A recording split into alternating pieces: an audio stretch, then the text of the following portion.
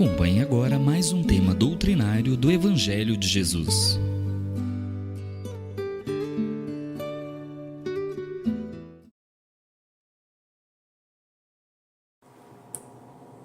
Boa noite a todas, a todos.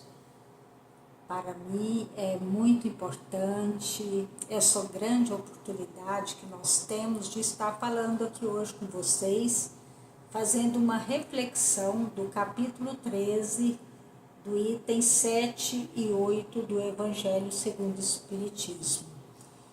O tema que nós vamos estar refletindo é convidar os pobres e os estrupiados. Este tema, então, ele nos remete a um significado, claro, todos nós conhecemos, mas pobre são aqueles que não têm o necessário à sua subsistência ou que possuem são inferiores à sua condição social. E os estrupiados são os mutilados, os que têm alguma deficiência e muitas vezes são os excluídos. Então, neste item 7 do capítulo 13, Jesus vem experimentar e testar a nossa capacidade de praticar a humildade através de um convite aos pobres e aos estropiados. Então, é bom a gente lembrar que Jesus, quando passou por aqui, quando passou pela terra, ele tinha uma maneira simples de estar comunicando aos povos da época. Então, ele falava por parábolas. Então, esse tema então traz essa prática da humildade e é um convite que Jesus faz para nós, que chamar para um jantar em nossa casa ou para estarmos junto conosco os pobres e os estropiados. Ao contrário da humanidade, defrontamos com os vaidosos, os pretensiosos e os orgulhosos. Então é bom reunir parentes, amigos, vizinhos, reuniões festivas, jantares e almoço. E Jesus não poderia pedir que esses convidados fossem substituídos pelos mendigos de rua. Não era esse o significado que Jesus trazia, mas ele falava, a mensagem de Jesus reafirma que tudo aquilo que fazemos aos outros, que não devemos esperar nada em troca, ou não devemos esperar a retribuição. Porque muitas vezes aquilo que nós fazemos, a gente fica depois cobrando. Ou seja, se você chama alguém para vir para a sua casa, convida para um café, para uma janta, para uma refeição, a maioria das pessoas convida pensando que ele vai ser retribuído depois. Então, essa mensagem de Jesus, ele traz esse significado, que tudo que fazemos, não devemos pedirmos nada em troca, esperar nada em troca, porque senão você não está fazendo alguma coisa de coração, você está fazendo alguma coisa em sinal de troca. Então, lembrar sempre que a caridade, ela deve começar na família consanguínea, que não se reuniu, que nós não reunimos aqui por acaso. É claro que Jesus fala convidar os pobres e estrupiados nesse sentido da humildade, da caridade, da gente estar fazendo algo que vem trazer ajuda a todos os nossos irmãos.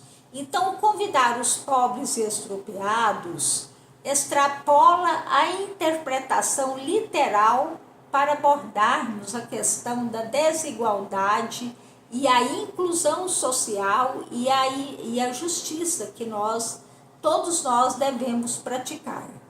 Então, não é apenas um ato de caridade individual. Os ensinamentos bíblicos é transformado em um chamado para a ação coletiva. e a mudança social como um todo.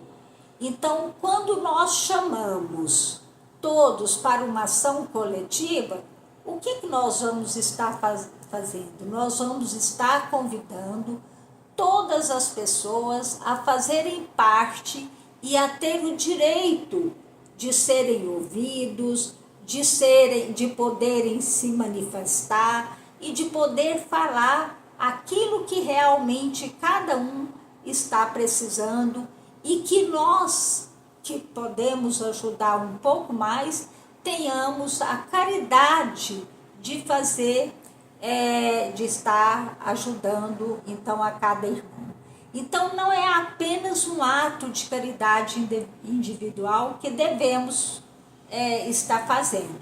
Pode fazer? Devemos.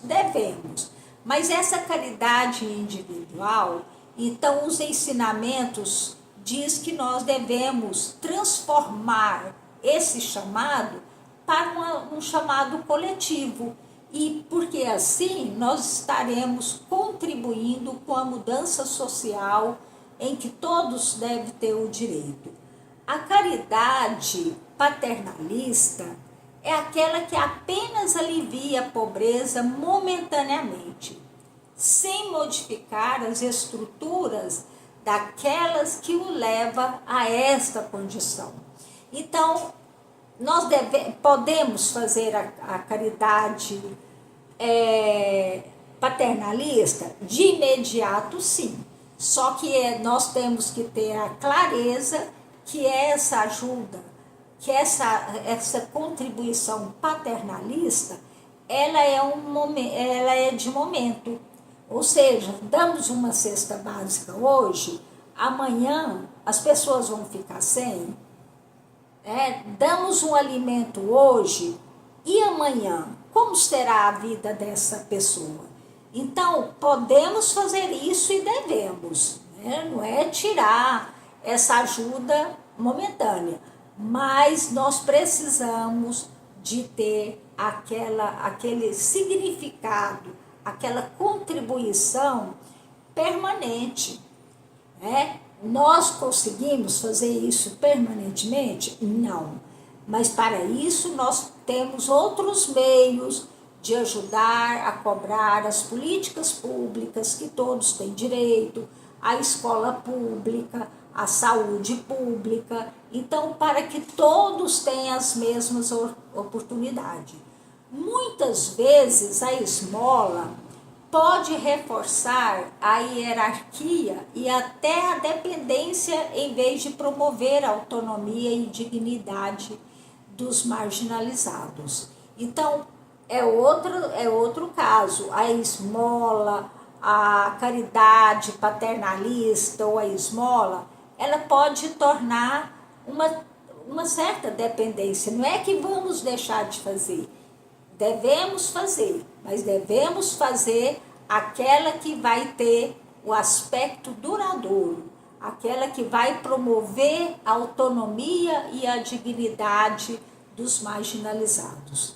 A caridade individual, ela é útil, mas ela não é o suficiente.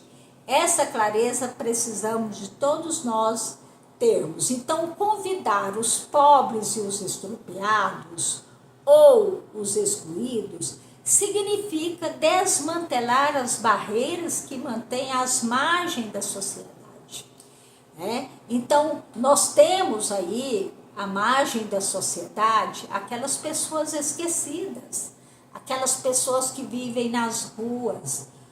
Nós vamos dar conta de cuidar de todos? Não, mas nós precisamos fazer com que haja as condições por parte do governo federal, estadual e municipal, todas as condições de políticas públicas que vêm trazer essa contribuição para esses irmãos.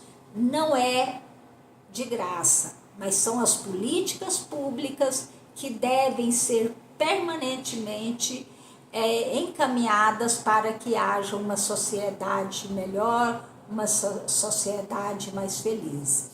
E lembra Allan Kardec que a palavra banquete, que já vai para o o item 8 do Evangelho, ele diz o seguinte, que a palavra banquete pode significar ainda a participação da abundância que desfrutamos. Então, se nós temos as condições de ter uma abundância, de ter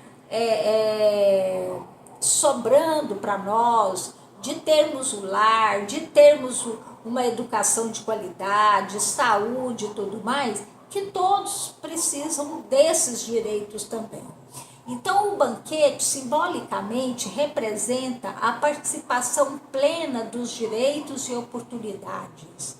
Valorizar suas vozes, as vozes daqueles esquecidos, e as experiências únicas que recebemos, ou reconhecendo sua dignidade.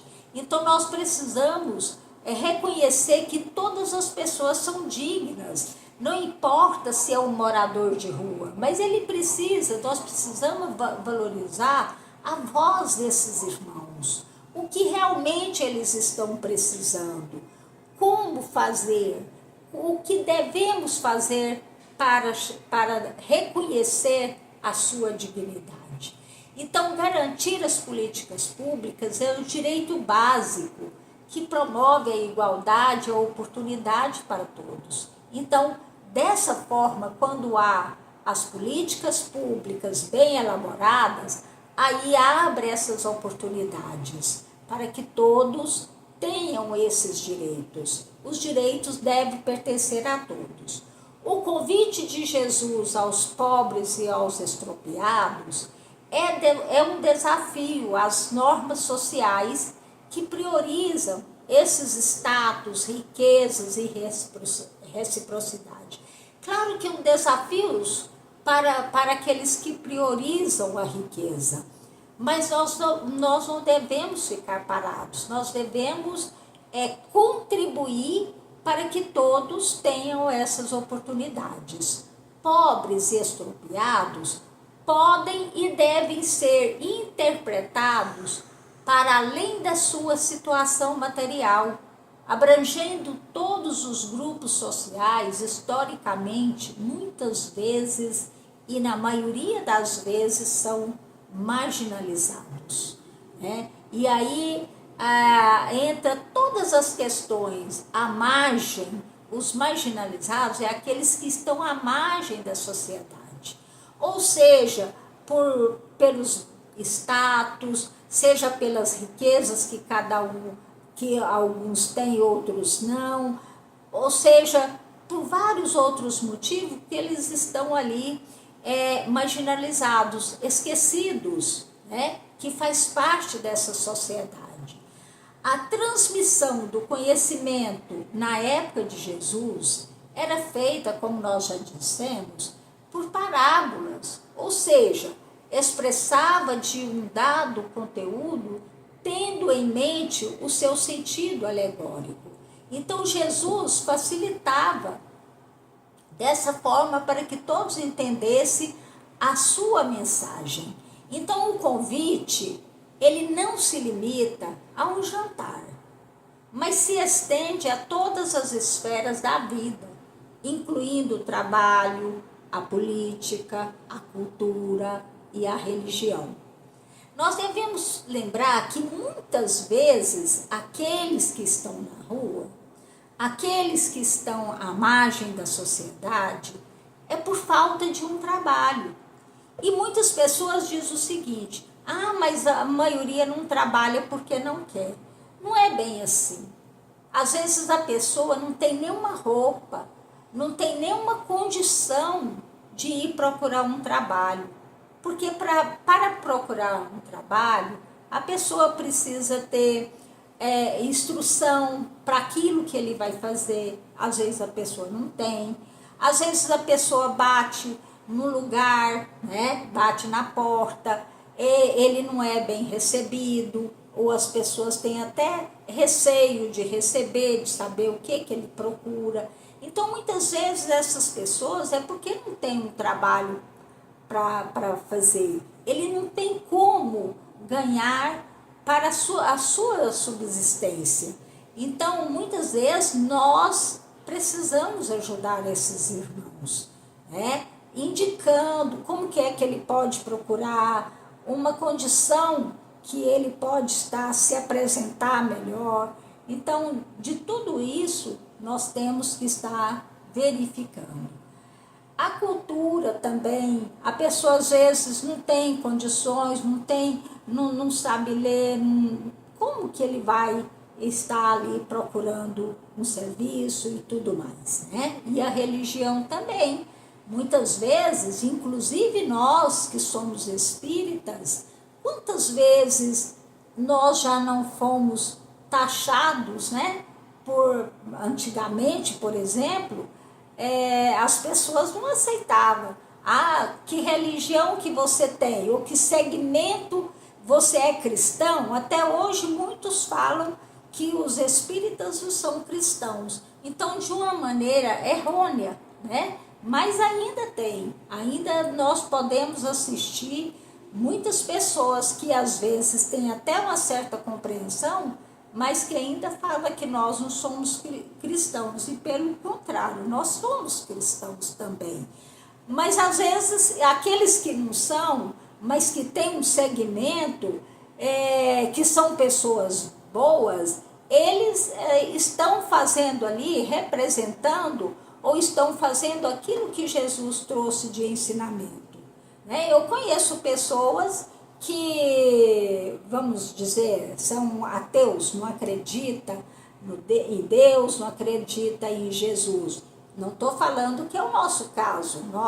Nós conhecemos, vivenciamos e tudo mais. Mas tem pessoas bondosas que às vezes são assim, mas fazem somente a bondade. Então, isso é importante na pessoa. Mas voltando para o nosso tema, que é convidar os pobres e os estropiados, então o objetivo é construir uma comunidade inclusiva, onde a diversidade seja celebrada e não apenas tolerada. Ou seja, muitas vezes essa inclusão, nós vamos dizer as inclusões que existem hoje nas escolas, é um meio social, é uma condição que nos leva as crianças já estar convivendo com as diversidades, já estão aprendendo a respeitar.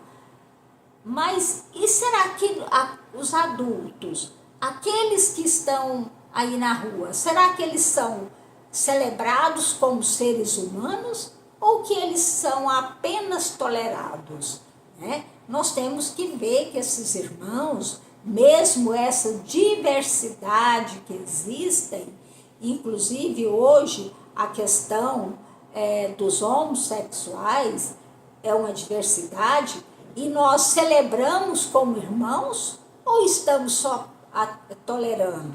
Não, nós precisamos celebrar como todos os nossos irmãos, como todas as diversidades que tiver ao nosso alcance, ao nosso lado. A recompensa dos justos deve ser entendida como uma recompensa espiritual e social, da construção de uma sociedade mais justa e mais solidária. Nós precisamos dessa sociedade mais justa, né? Precisamos agir com justiça social e sermos realmente solidários. E para finalizar, o nosso verdadeiro benefício, ele não é individual. Aquilo voltamos a repetir. O individual é benéfico? Sim, também. Mas o verdadeiro benefício, ele não é individual, ele é coletivo, manifestado em uma comunidade equitativa e harmoniosa, onde toda a sociedade faz parte desse movimento que ele seja realmente coletivo. Seguir os ensinamentos de Jesus significa colocar compaixão, empatia e a justiça no centro da prática espiritual. buscando a transformação desses irmãos. Então é aquilo, tirar a pessoa daquela situação de miserabilidade para uma transformação desse irmão, para que ele chegue a ter condições, ter autonomia e de ter a sua vida, a sua sobrevivência. Eu vou além da sobrevivência, né? Sobreviver ainda é muito pouco, mas tem gente que nem sobrevivendo não está, né? Então, para a gente buscar esses irmãos a essa transformação, fazer o bem sempre pelo prazer de fazê-lo, sem exigir ou esperar nada em troca. É agir segundo a justiça e o amor incondicional. É fácil, eu sei que é um processo, mas é um processo que nós precisamos de estar buscando construir para que nós tenhamos uma sociedade mais justa, mais harmoniosa e realmente aplicarmos a justiça para que todos tenham o mesmo direito.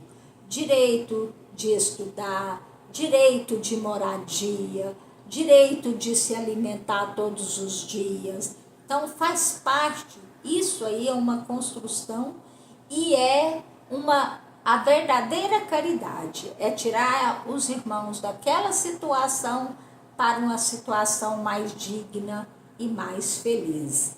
Então, fica aqui a nossa fala de hoje, um tema que vem trazer muitos ensinamentos, como todos os ensinamentos de Jesus. Então, que Deus possa nos abençoar, nos proteger e nos iluminar. Que assim seja.